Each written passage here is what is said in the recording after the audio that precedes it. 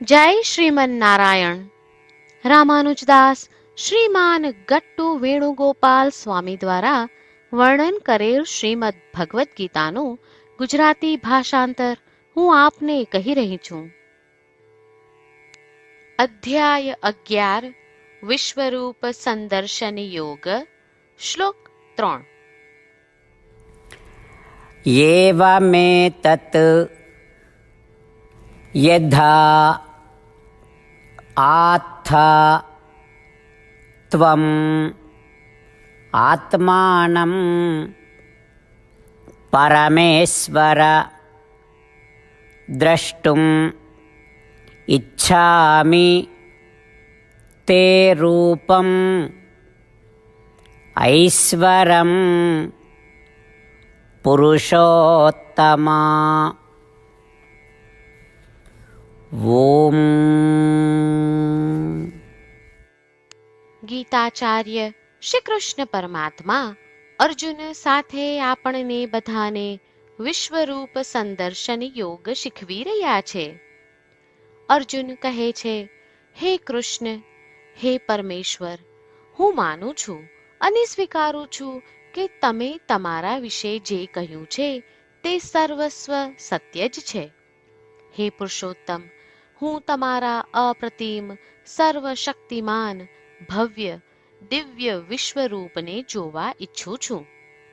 આ પ્રમાણે અર્જુન શ્રી કૃષ્ણ પરમાત્માને પરમેશ્વર અને પુરુષોત્તમ સ્વરૂપે સંબોધીને શ્રી કૃષ્ણ પરમાત્મામાં પોતાની અતૂટ શ્રદ્ધા વ્યક્ત કરી રહ્યો છે. પરમેશ્વરનો અર્થ છે સર્વોચ્ચ સર્વોપરી ભગવાન, અન્ય સમસ્ત દેવતાઓના સર્વોચ્ચ સ્વામી.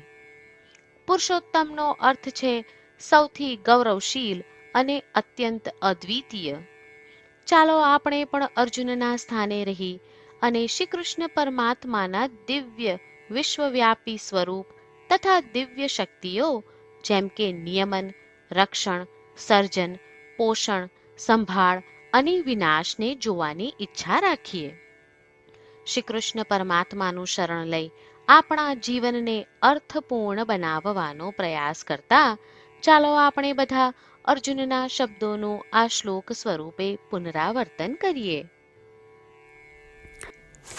એવમેતત યથા આત્થ ત્વમ આત્માનં પરમેશ્વર દ્રષ્ટુમિચ્છામિ તે રૂપમ ઐશ્વરમ પુરુષોત્તમા.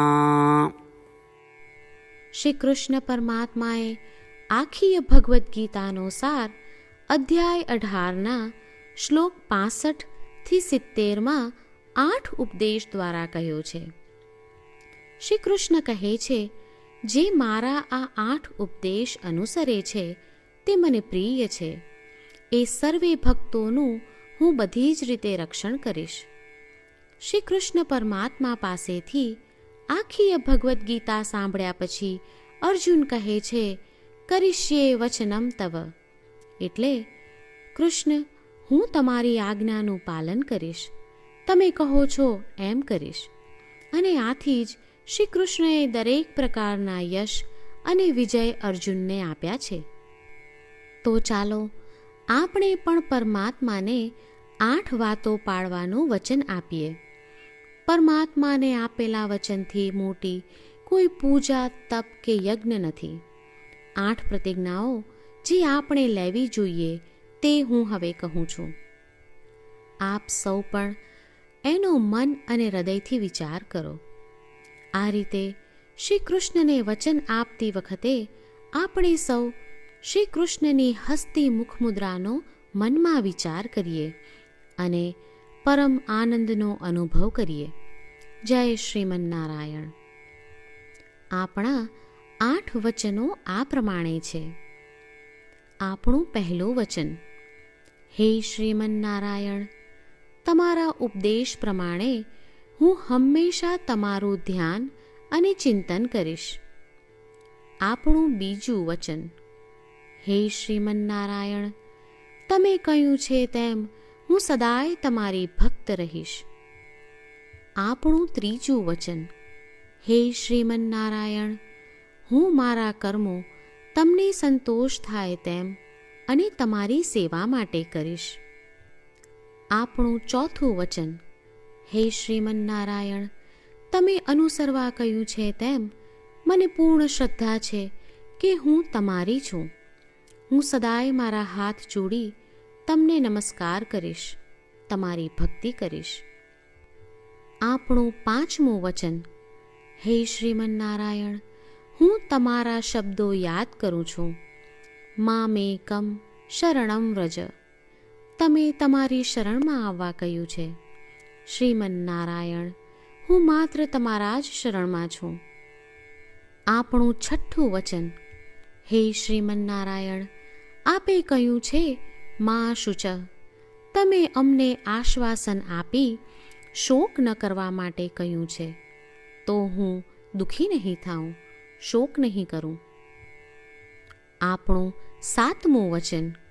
હે શ્રીમન્નારાયણ, અમારા કલ્યાણ અર્થે આપે શ્રીમદ્ ભગવદ્ ગીતા રૂપી આશીર્વાદ આપી અમારા સૌ પર કૃપા કરી છે, તો હું દરરોજ ઓછામાં ઓછો એક શ્લોક વાંચીશ અથવા સાંભળીશ એવો સંકલ્પ લઉં છું.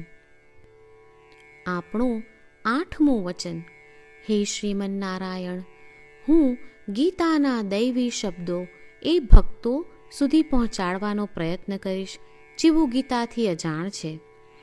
હે શ્રીમન્નારાયણ, તમે કહ્યું છે તેમ કરીશ, તમે કહ્યું છે એમ વર્તીશ અને તમારા માટે જ કર્મ કરીશ. શ્રીમન્નારાયણને આપેલું વચન કે દરરોજ તમે કહ્યું છે એમ કરીશું, એ જ એક મહાન પૂજા છે. તો ચાલો આપણે સૌ દ્રઢ શ્રદ્ધા સાથે પ્રભુ પાસે એક સંકલ્પ લઈએ. શ્રીમન્નારાયણ, કરીશ્યે વચનમ તવ. શ્રીમન્નારાયણ, હું તમારી આજ્ઞાનું પાલન કરીશ. સર્વમ શ્રી કૃષ્ણાર્પણમસ્તુ. જય શ્રીમન્નારાયણ. એવમેતત યથા આત્થ ત્વમ આત્માનં પરમેશ્વર દ્રષ્ટુમ ઇચ્છામિ તે રૂપમ ઐશ્વરમ પુરુષોત્તમા. ઓમ. એવમેતત યથા આત્થત્વમ આત્માનં પરમેશ્વર દ્રષ્ટુમિચ્છામિ તે રૂપમ ઐશ્વરમ પુરુષોત્તમા.